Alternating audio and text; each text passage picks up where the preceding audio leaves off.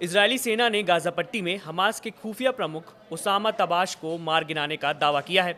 तबाश Hamas की निगरानी और लक्ष्य निर्धारण यूनिट का हेड भी था। इजरायल ने इस कार्रवाई को अपनी सैन्य रणनीति का हिस्सा बताया है, जिसका उद्देश्य हमास की सैन्य क्षमता को कमजोर करना है। इजरायली सेना हमास पर कहर बरपा रही है। पिछले कुछ दिनों में इजरायल ने हमला तेज कर दिया है। इस बीच इजरायली सेना ने यह भी दावा किया है कि उसने दक्षिणी गाजा में हमास के सैन्य खुफिया प्रमुख को ढेर कर दिया है। सेना ने अपने बयान में इसे हमास नेता का नाम ओसामा तबाश बताया है। हालांकि अभी तक हमास ने उसकी मौत पर कोई प्रतिक्रिया नहीं दी है। इजराइल की माने तो ओसामा तबाश हमास की निगरानी और लक्ष्य निर्धारित यूनिट का प्रमुख है। इस कार्रवाई को इजराइल ने हमास के खिलाफ अपनी सैन्य रणनीति का हिस्सा बताया है। इजरायली अधिकारियों ने तबाश की मौत को हमास के खुफिया अभियानों के लिए बड़ा झटका बताया जा रहा था। हाल के महीनों में इजराइल ने हमास के कई वरिष्ठ कमांडरों को निशाना बनाया है, जिसे वह संगठन को कमजोर करने की कोशिश मानता है।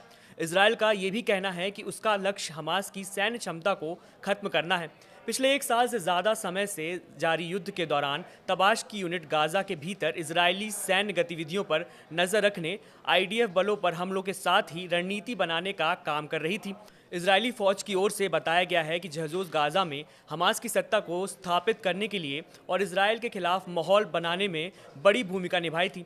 आईडीएफ और शिन बेट के एक संयुक्त बयान की माने तो तबाश हमास के खान यूनिस ब्रिगेड में बटालियन कमांडर सहित कई महत्वपूर्ण पदों पर रहा है। टाइम्स ऑफ इजरायल ने संयुक्त बयान के हवाले से कहा है कि पिछले कई सालों से वह आतंकवादी गतिविधियों में शामिल रहा था। 19 जनवरी को युद्ध विराम लागू होने के बाद हमास ने पहले चरण में 33 बंधक रिहा किए थे। बदले में इजरायल ने सैकड़ों कैदियों और बंदियों को रिहा कर दिया है, जिनमें घातक हमलों के लिए आजीवन कारावास की सजा काट रहे कैदियों से लेकर युद्ध के दौरान हिरासत में लिए गए और बिना किसी आरोप के रखे गए फिलिस्तीनी शामिल हैं। हालांकि ये समझौता पिछले 4 दिन पहले ही टूट चुका है। इजरायल लगातार हमास पर कहर बनकर अभी भी टूट रहा है।